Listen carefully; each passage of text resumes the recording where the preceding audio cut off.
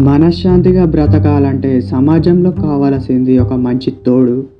అది చిన్నతనంలో మన స్నేహితులు కావచ్చు, లేదా వివిధ సభ్యులు కావచ్చు. కానీ ప్రతి మనిషి పెళ్లి చేసుకోక ఉండలేరు.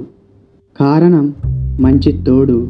జీవితాంతం తోడుగా సంతోషంగా ఉండాలని పెళ్లి చేసుకుంటాం. కానీ కొన్ని కారణాల వల్ల, ఎవరో ఏదో చెప్పిన మాటల వల్ల ఒకరిపై ఒకరు నిందలు వేసుకోవడం జరుగుతుంది. అందుకే ఎక్కువగా ఎవరిని నమ్మవద్దు. వాళ్ళు మనకు నమ్మక ద్రోహం చేస్తారు. కావున ఇది మనం తెలుసుకోవాల్సిన విషయం. ఎవరిని నమ్మాలో ఎవరిని నమ్మకూడదో మనమే నిర్ణయించుకోవాలి. వాళ్ళ మాటలను బట్టి అప్పుడే జీవితంలో ఎటువంటి సమస్య లేకుండా సంతోషంగా ఉంటాం. నీతో అవసరం లేకుండా నిన్ను ఎవడు ఇష్టపడడు. ఎందుకంటే స్వార్థం. మనిషి జన్మ హక్కు కాబట్టి నీవు ఇవ్వగలిగినది ఇవ్వు. అది వెయ్యింతలై తిరిగి నీ వద్దకు వచ్చి చేరుతుంది. కానీ దాని మీద నీవు ఎన్నడూ దృష్టి పెట్టకు. చావుకు భయపడు, పర్వాలేదు. కానీ బ్రతకడానికి భయపడితే మాత్రం నీ జీవితం దుర్భరం. నీవు సందర్శించడానికి గతం ఒక ఆహ్లాదకరమైన ప్రదేశమే, కానీ అక్కడే ఉండిపోవడానికి అది సరైన స్థావరం కాదు. ఇది సాధ్యం కాదు. అది అహం, ఇది ప్రమాదం, అది అనుభవం. ఇలాంటివి చాలా చూసాం. బ్రతకంటే భోగం ఒకటే కాదు, త్యాగం కూడా. బ్రతకంటే స్వార్థం ఒకటే కాదు. మానవత్వానికి మచ్చ తెచ్చి స్వార్థం ఎన్నటికీ ప్రశాంతతనివ్వదు. కారుణ్యం, దయ, పరోపకార భావన, త్యాగం ఇవే మనిషికి నిజమైన ఆభరణాలు.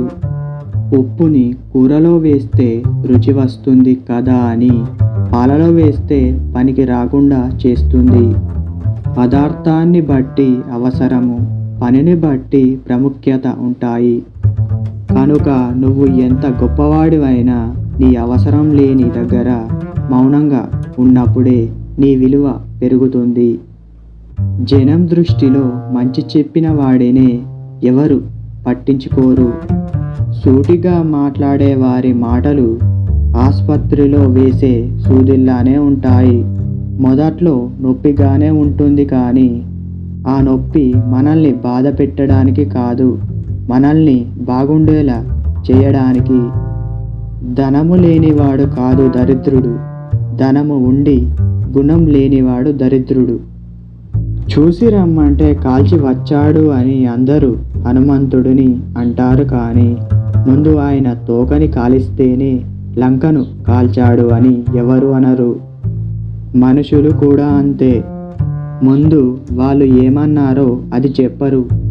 మనం ఏమన్నామో అది మాత్రం ప్రచారం చేస్తారు. మాటలతోనో రాతలతోనో బియ్యపు గింజ మరిగే పాలతో కలిస్తే పాయసం అవుతుంది. అదే ఎసరుతో కలిస్తే అన్నం అవుతుంది.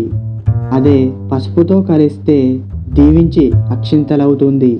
అదే బొగ్గుతో కలిస్తే చేతబడి అవుతుంది. మనం కూడా అంతే. మనం నలుగురిలో కలిసే విధానం బట్టే మన యోగ్యత నిర్ణయింపబడుతుంది. నడుస్తున్న కాళ్ళు మనకు ఎన్నో జీవిత పాఠాలు నేర్పిస్తాయి.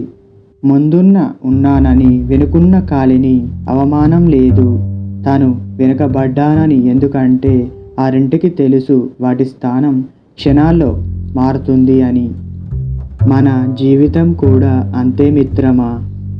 మనకన్నా ముందు ఉన్నవాళ్ళను చూసి ఈర్ష్య పడడం, మనకన్నా వెనుక ఉన్న వారిని చూసి గర్వపడడం రెండు ప్రమాదమే. ఎందుకంటే అవి ఏ క్షణమైనా మారిపోవచ్చు.